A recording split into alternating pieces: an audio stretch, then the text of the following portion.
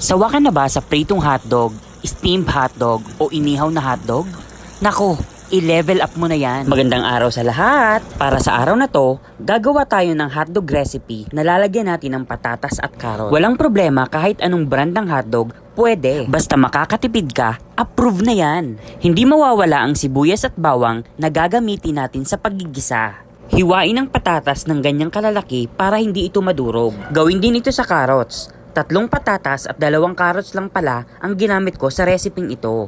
Unang lutuin ang patatas dahil pinakamatagal itong maluto sa lahat ng ating mga ingredients. Kapag half cook na yung patatas, itabi mo lang yan at igisa na ang bawang at sibuyas. Haluin at lutuin lang ito ng ilang minuto at ilagay na ang carrots. Hayaan ulit ng ilang minuto at sunod nang ilagay ang hotdog. Haluin lang ng maigi para pantay ang pagkakaluto ng ating mga gulay. Sunod nang ilagay ang paminta, asin, oyster sauce at ang ketchup. Haluin lang ng maigi para ma-absorb ang ating mga sangkap. Lagyan din ng kaunting tubig at takpan ng ilang minuto hanggang sa maluto ito.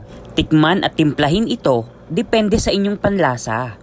At kapag okay na, ilipat na ito sa lalagyan. Take note, huwag dadamihan ng tubig para hindi masyadong masabaw. Mas creamy, mas masarap. Maraming salamat sa panonood. Share, like, and follow for more videos. Bye!